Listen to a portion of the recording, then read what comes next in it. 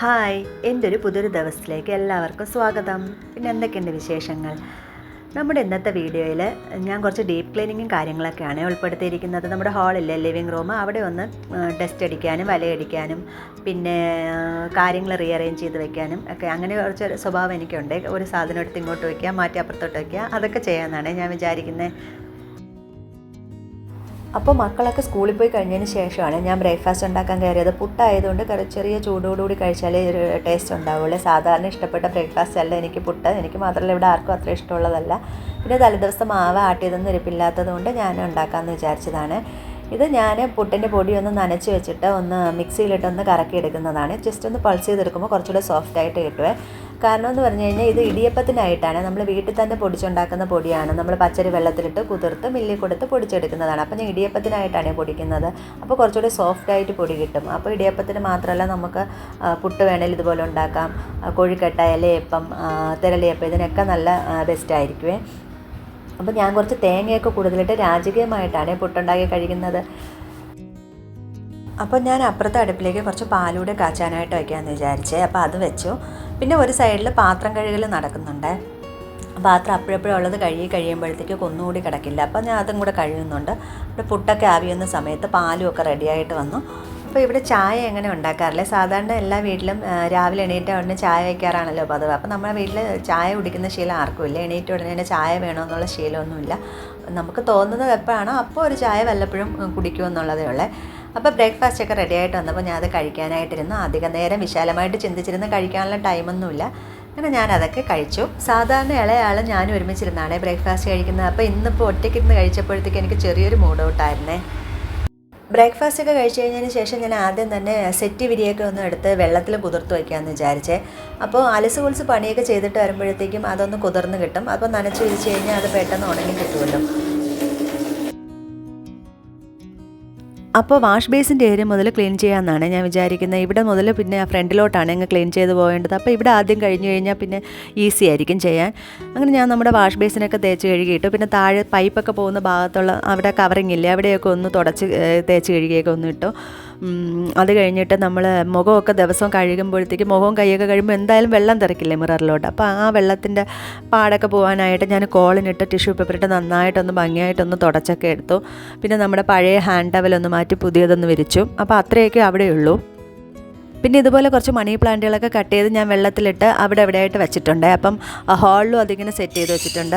അപ്പോൾ ആ വെള്ളമൊക്കെ ഒന്ന് മാറ്റിയിട്ട് ഞാൻ പുതിയ വെള്ളമൊക്കെ നിറച്ച് ആ ചെടിയൊക്കെ ഒന്ന് കഴുകിയെടുത്ത്. പിന്നെ ആ കുപ്പിക്കകത്ത് കിടന്ന ഗോലിയാണ് ഇത് മക്കളൊക്കെ ഗോലി സാടയൊക്കെ മുന്നേ വാങ്ങിക്കുമ്പോൾ കിട്ടുന്ന ഗോലിയൊക്കെ അവൻ്റെ കയ്യിലൊക്കെ ഇങ്ങനെ ഇരിക്കുമ്പോൾ ഞാൻ അതിനെ അടിച്ചു മാറ്റി നൈസായിട്ട് കുപ്പിക്കകത്ത് ഇട്ട് വച്ചേക്കുവാണ്. അപ്പോൾ ഇതിങ്ങനെ കുപ്പിക്കകത്ത് ഇങ്ങനെ കിടക്കുന്ന കാണുമ്പോൾ ഒരു ഭംഗിയുണ്ട്.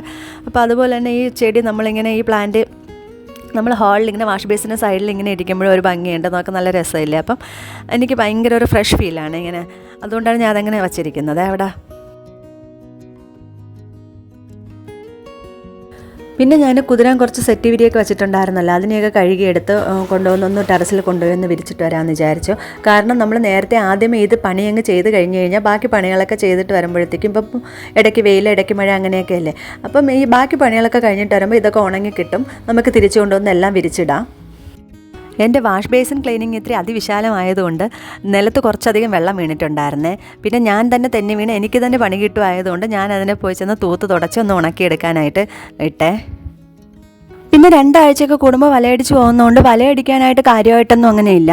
അപ്പോൾ അതൊക്കെ പെട്ടെന്ന് ആ വലയടിക്കുന്ന പരിപാടിയൊക്കെ പെട്ടെന്ന് തീർന്നു. പിന്നെ ഈ ഫാൻ തുടയ്ക്കുക എന്ന് പറഞ്ഞത് ഒരു ടാസ്ക് പിടിച്ച പണിയാണ്. പ്രത്യേകിച്ച് ലിവിങ് റൂമിലെ ഫാന് അവിടെ ഹൈറ്റിനായിട്ട് അത്യാവശ്യം വലിയ സാധനങ്ങളൊന്നും, കാരണം ഡൈനിങ് ടേബിളിൻ്റെ ഓരോ ഗ്ലാസ് ആയതുകൊണ്ട് അതിൽ പെട്ടെന്ന് നമുക്ക് അങ്ങനെ കയറി നിൽക്കാനൊന്നും പറ്റില്ല. പിന്നെ ഞാൻ ഒരു ചെയറിട്ട് അതിൻ്റെ മുകളിൽ ചവിട്ടി ഒരു ടേബിളിൽ ചവിട്ടിയിട്ടൊക്കെയാണ് നിന്ന് തുടയ്ക്കുന്നത്. എന്നാൽ തന്നെ എനിക്ക് എത്തി വലിഞ്ഞ് തുടയ്ക്കാൻ പറ്റാറുള്ളൂ. അതുകൊണ്ട് ഒരു മാസത്തിൽ ഒരിക്കലെങ്കിലുമൊക്കെ എനിക്ക് തുടക്കണമെന്നുണ്ട്. പക്ഷേ ഇത്രയും ടാസ്ക് പിടിച്ചൊരു പണിയായതുകൊണ്ട് മിക്കപ്പോഴും ഞാൻ അങ്ങ് മടിക്കും. പിന്നെ ഞാൻ തന്നെ സ്വയം മോട്ടിവേഷനൊക്കെ കൊടുത്ത് അങ്ങ് ചെയ്യാറാണ് അത് പതിവ്. എപ്പോൾ ഞാൻ ക്ലീൻ ചെയ്യുമ്പോഴും മാറാല അടിച്ചു കഴിഞ്ഞും ഫാൻ തുടച്ചു കഴിഞ്ഞ് മാത്രമേ നമ്മുടെ സെറ്റിയും ചെയറും സ്റ്റഡി ടേബിളും ഒക്കെ തുടയ്ക്കാറുള്ളൂ. താഴെ കിടക്കുന്ന സാധനങ്ങളെല്ലാം തന്നെ ഞാൻ തുടയ്ക്കുന്നത് ഇത് രണ്ടും കഴിഞ്ഞതിന് ശേഷമാണ്. ഇല്ലെങ്കിൽ നമ്മൾ ആദ്യം തന്നെ ഈ ഭാഗമൊക്കെ തുടച്ചിട്ട് കഴിഞ്ഞാൽ വീണ്ടും പൊടി വീണിട്ട് വീണ്ടും ഒന്നുകൂടി തുടയ്ക്കേണ്ടി വരും. അപ്പോൾ ഞാൻ പിന്നെ സെറ്റിയൊക്കെ ഒന്ന് തുടച്ചെടുത്തു. പിന്നെ ഡൈനിങ് ടേബിളിൻ്റെ ചെയറൊക്കെ ഒന്ന് തുടച്ചു. പിന്നെ സ്റ്റഡി ടേബിളാണ്, ഇത് ഇളയാളുടെ സ്റ്റഡി ടേബിളാണ്. ആ ഭാഗമൊക്കെ ഒന്ന് തുടച്ചെടുത്തു. അവിടെയൊന്നും വലിയ പൊടിയൊന്നുമില്ല. ഞാൻ പറഞ്ഞതുപോലെ 2 ആഴ്ച കൂടുമ്പോൾ എനിക്കിത് തന്നെയാണ് പണി. പിന്നെ പൊടിയുള്ള ഭാഗങ്ങളാണ് ഫാന്, പിന്നെ ഈ ഡൈനിങ് ടേബിളിൻ്റെ അടി അവിടെയൊക്കെ കുറച്ച് വലയൊക്കെ കെട്ടാൻ ചാൻസ് ഉണ്ട്. അതുകൊണ്ട് ഞാൻ അവിടെയൊക്കെ ഒന്ന് നന്നായിട്ടൊന്ന് ക്ലീൻ ചെയ്തു. പിന്നെ നമ്മുടെ ട്യൂബ്, നമ്മുടെ ഡോറ്, ഫ്രണ്ട് ഡോറാണ്, അപ്പോൾ ഫ്രണ്ട് ഡോറ് ട്യൂബൊക്കെ ഒന്ന് നന്നായിട്ടൊന്ന് ക്ലീൻ ചെയ്തെടുത്തു. വീട് കുറച്ച് റോഡ് സൈഡിലായതുകൊണ്ടും സ്കൂൾ ബസ്സും കാര്യങ്ങളൊക്കെ കുറച്ചധികം പോകുന്നതുകൊണ്ട് ലിവിങ് റൂമിൽ എപ്പോഴും പൊടിയായിരിക്കുമേ. പൊടി പെട്ടെന്ന് അടിക്കാൻ സാധ്യതയുള്ള പാർട്ടാണ് നമ്മുടെ ലിവിങ് റൂമേ. അതിൽ തന്നെ ഈ വച്ചിരിക്കുന്ന ബ്ലാക്ക് സ്റ്റാൻഡ് ആയതുകൊണ്ട് ഇതിനകത്ത് എപ്പോഴും പൊടി പിടിച്ചിരുന്നാലും തെളിഞ്ഞ് കാണാൻ പറ്റും. ഇന്ന് നമ്മളിപ്പോൾ തുടക്കുകയാണെന്ന് വെച്ചോ, ജസ്റ്റ് നമ്മൾ നാളെ നോക്കുമ്പോൾ അവിടെ നിറയെ പൊടിയുടെ ഒരു കളി തന്നെയായിരിക്കും. അപ്പോൾ ഇത് ഫാൻ വൃത്തിയാക്കുന്ന ഒരു ടാസ്ക് ഇല്ലേ, അതുപോലെ തന്നെയാണ് ഈ സ്റ്റാൻഡ് വൃത്തിയാക്കുക എന്നുള്ളത്. കാരണം ഇതിൻ്റെ മുകളിൽ കുറച്ച് ഫോട്ടോ ഫ്രെയിമും കാര്യങ്ങളും ഡിഷിൻ്റെ സെറ്റപ്പ് ബോക്സ് അങ്ങനെയൊക്കെ എടുത്ത് മാറ്റി വെച്ചിട്ട് വേണം നമ്മളിതെല്ലാം തുടച്ച് തിരികെ വയ്ക്കാൻ. അങ്ങനെ അതിൻ്റെ മുകളിലിരുന്ന കംപ്ലീറ്റ് സാധനങ്ങളും തൂത്ത് തുടച്ച് തിരിച്ച് അതിൻ്റേതായ സ്ഥാനത്ത് വെച്ചിട്ട്, പിന്നെ ടി വി ഞാൻ കുറച്ച് കോളിന് ഉപയോഗിച്ചിട്ടാണ് ടി വിയുടെ സ്ക്രീന് തുടച്ചത്. അത് പേടിച്ചാണ് ഞാൻ തുടയ്ക്കുന്ന വല്ല സ്ക്രാച്ചോ എന്തെങ്കിലും വീഴുവോ, അല്ലെങ്കിൽ എപ്പോഴും ഞാൻ അങ്ങനെയല്ല, പക്ഷേ ടിഷ്യൂ പേപ്പർ ഇട്ടാണ്, തുണിയിട്ടല്ല, ടിഷ്യൂ പേപ്പർ ഇട്ടാണ് ഞാൻ ടി വി തുടയ്ക്കുന്നത്. ബാക്കിയുള്ള ഭാഗമൊക്കെ നമ്മുടെ ബോക്സും കാര്യങ്ങളൊക്കെ തുണിയൊക്കെ ഇട്ടൊന്ന് ഞാൻ തുടച്ച് ക്ലീൻ ചെയ്തെടുത്തേ. ലിവിങ് റൂമിൽ അങ്ങനെ ഒരുപാട് സാധനങ്ങളൊന്നും അറേഞ്ച് ചെയ്തിട്ടിട്ടില്ലാത്തത് കൊണ്ട് തന്നെ പണിയൊക്കെ പെട്ടെന്ന് കഴിഞ്ഞു. വലയടിക്കലും പൊടിയടിക്കലും ഒക്കെ പെട്ടെന്ന് കഴിഞ്ഞു. ഇനി തൂക്കലും തുടയ്ക്കലും മാത്രമേ ഉള്ളൂ. ലിവിങ് റൂമിൽ നമുക്ക് ഒരു ഡൈനിങ് ടേബിളും പിന്നെ study table, T V stand, കുറച്ച് സെറ്റി അങ്ങനെയുള്ള സാധനങ്ങൾ മാത്രമേ ഉള്ളൂ. പിന്നെ ഞാൻ വിചാരിച്ചു ഈ പ്ലാന്റിനെ കൂടി ഒന്ന് കഴുകി കഴിഞ്ഞ് കഴിഞ്ഞാൽ ഏകദേശം പണികളൊക്കെ ഒന്ന് ഒതുങ്ങും. എന്തായാലും ഒന്ന് ഡീപ്പ് ക്ലീനിങ് ചെയ്യുന്നു, അവരെ കൂടി ഒന്ന് ഡീപ്പ് ക്ലീൻ ചെയ്യാമെന്ന് വിചാരിച്ചേ. അപ്പോൾ ഓരോ ആഴ്ചയിലും ഇതിൻ്റെ വെള്ളമൊക്കെ ഒന്ന് ഞാൻ മാറ്റി കൊടുക്കുവേ. കുപ്പിയൊക്കെ ഒന്ന് കഴുകിയെടുത്ത് വെള്ളമൊക്കെ ഒന്ന് മാറ്റി കൊടുത്ത് നമ്മുടെ ഈ ചെടികളെല്ലാം ഒന്ന് അരുവിയിലാണ് നിൽക്കണതെന്ന് അവർക്ക് തന്നെ ഒരു ഫീൽ വരട്ടെ എന്ന് വിചാരിച്ച് ഒന്ന് കുളിപ്പിച്ചെടുത്ത് പുതിയ വെള്ളമൊക്കെ വെച്ചിട്ട് ഓരോ ആഴ്ചയിലും ഞാൻ ഇങ്ങനെ ചെയ്യാറുണ്ട്. ആ ഇരിക്കുന്ന 2 കുപ്പികളും ഞാൻ ഇതുപോലെ ഉപ്പിടാൻ വാങ്ങിയ ഭരണികളാണ്. പക്ഷേ ഈ ഭരണികൾക്ക് എന്തോ ഭരണിശാപം ഉള്ളതുപോലെ ഇവിടെ കൊണ്ടുവരും 7 ദിവസം അല്ലെങ്കിൽ 10 ദിവസം, കൂടിപ്പോയ ഒരു 2 ആഴ്ച പോലും നിൽക്കില്ല. അതിനുള്ളിൽ തന്നെ അതിൻ്റെ അടപ്പ് മാത്രം വീണ് എങ്ങനെയോ പൊട്ടും. പിന്നെ ഞാൻ ഇങ്ങനെയുള്ള കാര്യങ്ങൾക്ക് എടുക്കാറാണ് പതിവ്. ഇതുപോലെ 2 കുപ്പി എനിക്കെൻ്റെ ബെഡ്റൂമിൽ ഇരിപ്പുണ്ട്.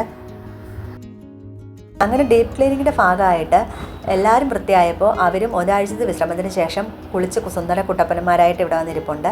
പിന്നെ അത് കഴിഞ്ഞിട്ട് ഈ ഇരിക്കുന്ന കളിപ്പാട്ടങ്ങളെല്ലാം എൻ്റെ ഇളയ പുത്രന് ചോക്ലേറ്റും പിന്നെ ഗിഫ്റ്റൊക്കെ കിട്ടിയ കളിപ്പാട്ടങ്ങളാണ്. അതെല്ലാം അവ അവിടെ വാരി നിരത്തി വെച്ചിട്ടുണ്ട്. അതിനെയൊക്കെ ഞാൻ ഒന്ന് തൂത്ത് തുടച്ച് റെഡിയാക്കി വെച്ചതാണ്.